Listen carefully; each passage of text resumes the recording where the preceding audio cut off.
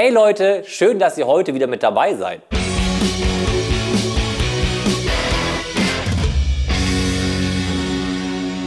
Heute habe ich News für euch. Easy! Aber was ist Easy? Die 7 weltweit führenden Unternehmen der Holzbearbeitungsmaschinenindustrie haben als Team zusammengearbeitet. Das sind in alphabetischer Reihenfolge Beerse, Bürkle, Homag, Imerschelling, SCM, Weber und Weinig.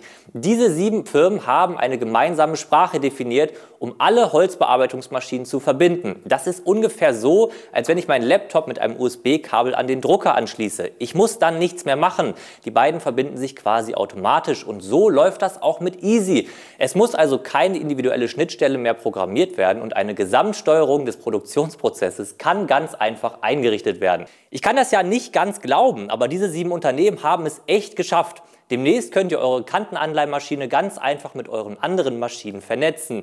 Da ich euch jetzt natürlich nicht alle Einzelheiten zu Easy erzählen kann, blende ich euch den Link ein und packe ihn natürlich auch nochmal unten rein. Da könnt ihr alle Infos nachlesen. Ich habe für euch einen ganz wunderbaren Instagram-Kanal rausgesucht und der heißt Schreinerei Schüller. Was ich hier entdeckt habe, ist dieses runde Objekt, was später mal, wie wir im Text lesen können, eine Präsentationssäule werden soll. Was ich ganz toll finde, wenn wir etwas weiterwischen, können wir sehen, wie das Ganze entsteht. Und wenn man dann ranzoomt, kann man sehen, das Multiplex wurde eingeschlitzt, damit man es dann in diese runde Form biegen kann. Und ich finde das einfach mega spannend zu sehen, wie andere Leute ihre Arbeit realisieren und einfach zu verstehen, wie Sachen entstehen. Wenn wir jetzt noch weitergehen, können wir auch sehen, es wird eine wirklich riesige Präsentationssäule, also wirklich irgendwie was ganz Ausgefallenes, finde ich sehr, sehr cool.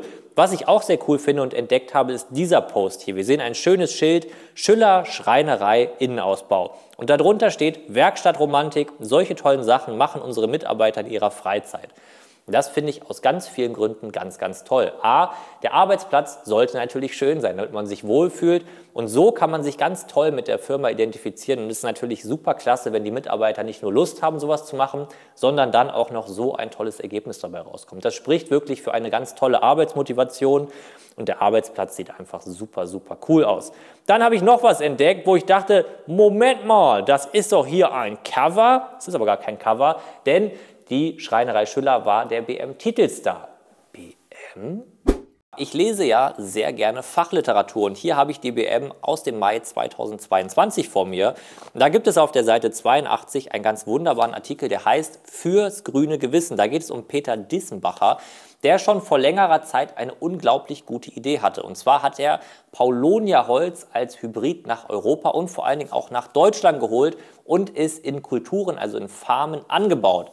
Jetzt wird sich jeder denken, was genau soll das hier gerade werden? Ganz einfach, Paulownia-Holz ist das hier und es ist ein ganz, ganz wunderbares Holz. Einige kennen das vielleicht aus Japan, denn die japanischen Superschreiner, wie sie dann nochmal da sind, nutzen das im Prinzip für alle Möbel, also für Korpusse, für Schubläden, weil es einfach ganz, ganz wunderbare Eigenschaften hat. Es ist extrem leicht, sehr formstabil.